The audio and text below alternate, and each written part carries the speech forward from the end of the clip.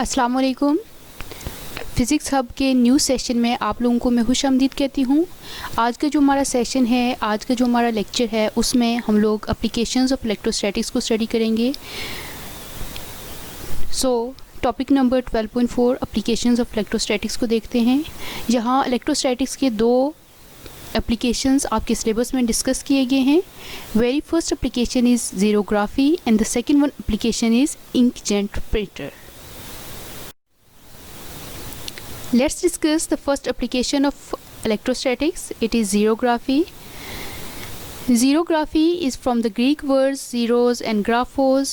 Zero means dry writing and graphos means writing. So the process of dry writing is called xerography and the process of photocopying is called xerography. अब diagram की मदद से हम इसकी working और construction को देखते हैं कि किस तरह से फ़ोटो कॉपिंग मशीन की कंस्ट्रक्शन की गई और वो जो कंस्ट्रक्टिंग मटेरियल्स हैं, इसके जो पार्ट्स हैं, वो इसकी वर्किंग में किस तरह से परफॉर्म कर रहे होते हैं। The heart of the machine, the main part of the machine is the drum and drum is made up of aluminium and aluminium is coated with a layer of selenium. Important MCQs note करें। Selenium क्या है? Selenium is basically a photoconductor. Photo means light and conductor means जो चीज़ें conduct करती हैं, जो conduction को show करती हैं। मतलब फ़ोटो कंडक्टर का ये है कि ऐसे मटेरियल जिनके ऊपर जब लाइट फॉल करे तो तब वो एज आ कंडक्टर बिहेव करें, तब ही उनमें कंडक्शन पॉसिबल हो सके, तो ऐसे मटेरियल्स को हम फ़ोटो कंडक्टर कहते हैं। इसका मतलब ये हुआ कि सेलेनियम एक फ़ोटो कंडक्टर है। मतलब अगर सेलेनियम के ऊपर लाइट फॉल करेगी तो तब ही वो एज आ कंडक्टर बिहेव करेगी और in the absence of light it will behave as a insulator. Means let's suppose अगर सेलेनियम के ऊपर हम पॉजिटिव चार्ज को स्प्रिंकल कर दें तो ये पॉजिटिव चार्ज इसकी सरफेस के ऊपर उस वक्त तक पड़ा रहेगा ऐसे ही जब तक हम इसके ऊपर लाइट को फॉल नहीं करते। लेकिन जैसे ही हम लाइट को अलाउ करेंगे कि वो इस सरफेस के ऊपर फॉल करे तो तब क्या होगा, कंडक्शन का प्रोसेस स्टार्ट हो जाएगा। ये पॉजिटिव चार्ज एल्यूमिनियम के नेगेटिव इलेक्ट्रॉन्स नेगेटिव चार्जेस के साथ न्यूट्रलाइज हो जाएंगे। अब यहाँ तक तो हमने main part of the drum को डिस्कस किया। अब थोड़ा सा फर्दर मूव करते हैं कि वर्किंग किस तरह से होती है। लेट्स सपोज ये मेरे पास एक पेपर शीट है। पेपर शीट के ऊपर एक वर्ड एल मैंने लिखा। अब आप अगर इस पेपर को गौर से देखें तो इसकी जहाँ वर्ड लिखा हुआ है वो सरफेस आपको ब्लैक नज़र आ रही है और सराउंडिंग की जो रीजन है जो खाली है वो वाइट नज़र आ रहा है। अब इसके ऊपर जब लाइट फॉल करेगी तो ये जो ब्लैक सरफेस जहाँ वर्ड लिखा हुआ है ये क्या करेगा, लाइट को ऑब्जॉर्व कर लेगा। मतलब लाइट यहाँ से पास आउट होके आगे पीछे मूव नहीं करेगी। लेकिन ये जो इसका सराउंडिंग में वाइट रीजन है यहाँ से लाइट रिफ्लेक्ट होके इधर ड्रम पे आकर गिरेगा। मतलब ये कि जब लाइट इसके साथ स्ट्राइक होके ड्रम के ऊपर आकर फॉल आउट हुई तो वाइट रीजन से जब फॉल हुई तो यहाँ कंडक्शन स्टार्ट होगी इसकी सराउंडिंग में। लेकिन ये जो ब्लैक रीजन है जिसने लाइट को ब्लॉक कर दिया है, यहाँ से चूंकि कोई लाइट रिफ्लेक्ट होके ड्रम की तरफ नहीं आई तो इसका मतलब ये है कि इस रीजन में ये जो पॉजिटिव चार्ज था ये उसी तरह से पड़ा हुआ है। लेकिन सराउंडिंग में चूंकि कंडक्शन हो गई है तो सराउंडिंग में जो पॉजिटिव चार्जेस थे वो क्या है, न्यूट्रलाइज हो गए हैं एल्यूमिनियम के साथ। अब फर्दर इसकी नेक्स्ट स्लाइड में हम जाके देखेंगे कि इसका एक इम्पोर्टेंट पार्ट टोनर होता है। टोनर बेसिकली ये क्या होता है, ये स्पेशल ड्राई ब्लैक पाउडर होता है और इसके ऊपर हम क्या करते हैं, इसको नेगेटिव चार्ज देते हैं and then it is spread over the drum where it sticks to the positive charge areas। Toner को हम नेगेटिव चार्ज देंगे, नेगेटिव चार्ज को स्प्रिंकल कर देंगे इस ड्रम के ऊपर और वो नेगेटिव चार्ज ये जो सरफेस थी जहाँ एल लिखा हुआ है वहाँ पॉजिटिव चार्जेस पड़े हुए थे वो उसके साथ क्या हो जाएगी, स्टिक हो जाएगी। फर्दर हम क्या करेंगे, जिस शीट के ऊपर हमने इसको प्रिंट आउट करना है उसके जो रोलर्स होते हैं उसकी मदद से हम क्या करेंगे, हीटिंग रोलर की मदद से the toner is melted and is allowed to stick with the paper sheet permanently. अब नेक्स्ट स्लाइड में जाके हम इन डिटेल इसको देखते हैं। So we have discussed xerography is from the Greek word zeros and graphos. Zeros means dry and graphos means writing. So xerography means dry writing or the copying process is called xerography. Working principle इसका क्या है? The lamp transfer image of the page to the drum which leaves the static charge. The drum collects the toner dust and transfer it to the paper. The toner is melted on the page. जैसे हमने देखा कि light को strike करते हैं page के ऊपर, page से रिफ्लेक्ट होके वो ड्रम पे आती है और वहाँ वो क्या करती है, स्टैटिक चार्ज को लीव करती है। The drum collects the toner dust, और टोनर को नेगेटिव चार्ज दिया होता है और वो स्टिक कर जाता है उस पॉजिटिव चार्ज के साथ, और then toner is melted on the page. Main parts photocopier की क्या हैं? Drum, toner, heated rollers. Drum is the heart of the photocopier machine. Drum is an aluminum cylinder coated with layer of selenium. Such materials which show conduction only when light falls on them. Otherwise they are insulator. In the absence of light are called photoconductors like selenium, जैसा कि हम discuss कर चुके हैं इससे पहले। अब इसकी वर्किंग किस तरह से हो रही है? चूँकि हम लोग डायग्राम की मदद से स्टडी कर चुके हैं, बस अब हम थोड़ा सा इसको मज़ीद यहाँ with the help of points discuss करते हैं। If the drum is expose to an image of document to be copied, the dark and the light areas of the document produce same dark and light areas on the drum.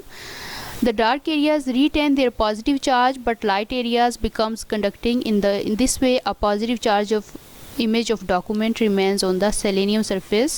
यानी यहाँ तक हमने ये कहा कि जब वो word L था वो एज इट इज़ ऐसे रहा था। क्यों? क्योंकि जो ब्राइट एरियाज़ हैं वहाँ तो कंडक्शन होगी, लेकिन जो डार्क एरियाज़ के चार्ज थे वो उसी तरह अपनी जगह पर पड़े रहे। Then with the help of a special dry black powder called toner is given a negative charge and spread over the drum where it sticks to the positive charge areas.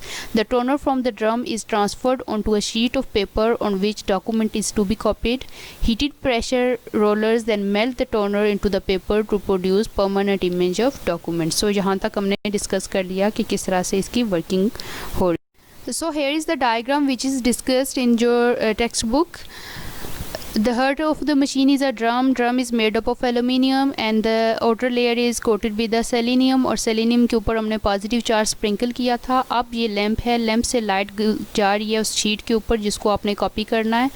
Light इसके साथ जब reflect होगी तो black reason block out कर देगा light को, लेकिन ये जो लाइट रीजन है उसके साथ क्या होगी, लाइट रिफ्लेक्ट होके इस ड्रम के ऊपर गिरेगी. लेंस रास्ते में रखा हुआ है, इसका फंक्शन ये है to focus the light mainly on the drum.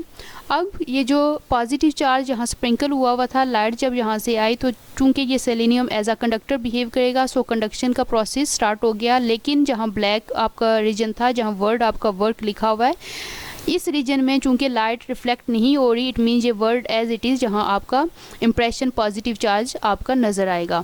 So then we use a special dry powder called toner. Toner को हम नेगेटिव चार्ज देते हैं और स्प्रिंकल कर देते हैं ड्रम के ऊपर. आप ड्रम के ऊपर जब इसको स्प्रिंकल आउट करेंगे तो देन मज़ीद आप हीटेड रोलर की मदद से इसको मेल्ट करेंगे ताकि वो आपकी उस शीट पे आ जाए. चूँकि टोनर के ऊपर नेगेटिव चार्ज था तो वो पॉजिटिव चार्ज के साथ स्टिक हो गया है. हीटेड रोलर ने क्या किया है, उसको मेल्ट किया है पाउडर को, और वो जो आपका वर्ड है, जो इम्प्रेशन आपको कॉपी हो फॉर्म में चाहिए, वो आपकी शीट पे ट्रांसफ़र हो जाएगा. So that's was the function of xerography और photo copying machine. Whole working हमने इसकी डिस्कस कर ली है. नेक्स्ट हम इसके सेकंड एप्लीकेशन की तरफ आते हैं जो कि है ink jet printer. Let's discuss the second application of electrostatics which is the ink jet printer. अब यहाँ हम डायग्राम की मदद से इंक जेट प्रिंटर की वर्किंग को डिस्कस करते हैं और देखते हैं कि इसके डिफरेंट जो पार्ट्स हैं वो किस तरह से फंक्शन आउट करते हैं. इस first part is the ink supply unit. Ink supply unit नाम से पता चल रहा है कि इसका काम क्या है, कि ये इंक को सप्लाई करता है towards the different parts of the printer. Ink supply होती है पंप की तरफ. पंप क्या करता है, उस इंक को हाई स्पीड के साथ मूव करता है towards the print head. Print head की जो नोज़ल है वो इस इंक को ब्रेक करती है इनटू स्मॉल ड्रॉप्स. अब ये जो आपकी इंक के ड्रॉप्स हैं ये फर्दर दो यूनिट्स में से गुजरती है. एक है चार्जिंग इलेक्ट्रोड यूनिट और दूसरा है डिफ्लेक्शन प्लेट्स यूनिट. अब चार्जिंग इलेक्ट्रोड यूनिट क्या करेगा, ये कुछ चार्जेस को कुछ ड्रॉपलेट्स को चार्ज करेगा और कुछ को अनचार्ज रहने देगा. जिन ड्रॉपलेट्स को ये अनचार्ज रहने देगा, वो आपके शीट तक पहुंचाएंगे, लेकिन जिनको वो चार्ज कर देगा वो क्या करेंगे, जब रिफ्लेक्शन प्लेट्स में से गुजरेंगे जो कि ऑलरेडी चार्ज हैं, तो ये प्लेट्स क्या करेंगी, इन चार्ज ड्रॉपलेट्स को डिफ्लेक्ट कर देंगी टूवर्ड्स द गटर। अब this mechanism of charging electrode unit is controlled by the charging control unit, और चार्जिंग कंट्रोल यूनिट को फर्दर इंस्ट्रक्शंस मिल रही होती हैं कंप्यूटर से। अगर इस डायग्राम को देखें, ये आपके पास एक पिक्चर डेवलप होके आई है, प्रिंट होके आई है। स्ट्रीम ऑफ इंक पास हुई डिफ्लेक्शन प्लेट से और यहाँ तक पहुँची। इट मीन्स ये क्या था, अनचार्ज आपकी स्ट्रीम थी जो आपकी प्लेट तक, आपके पेपर तक पहुँची है। वाइट रीजन पे आपको चूँकि ड्रॉपलेट्स नहीं चाहिए, तो ऐसे रीजन के लिए कंप्यूटर इंस्ट्रक्शन देगा कि ये ड्रॉपलेट्स को क्या कर देना है, चार्ज करना है, और ये क्या करेंगे, गटर की तरफ फॉल कर जाएंगे और उनका आपके पास वाइट रीजन आ गया। इस रीजन में आपके पास कोई final diagram, final image, final कुछ लिखा हुआ नज़र नहीं आ रहा।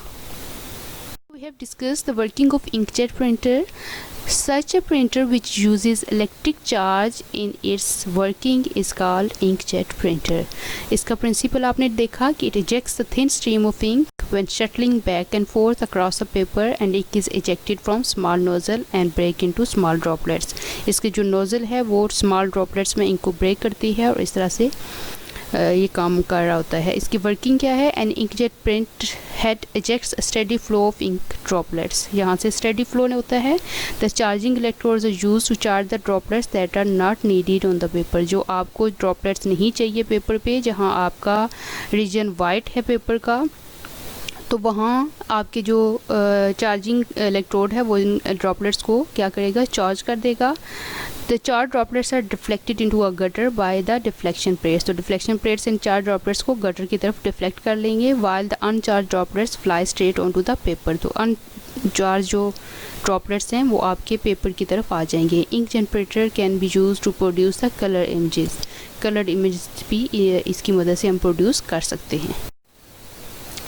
इससे पहले हमने इनसाइड व्यू देखा था, ये उसकी बॉडी है बाहर से जिस तरह से इंक जनरेटर नज़र आ रहा होता है। आज के लेक्चर्स में हमने in detail applications of electrostatics को डिस्कस किया, जो कि मेन उसके दो एप्लीकेशंस आपके सिलेबस में है। Very first is the xerography and the second one is the ink generator.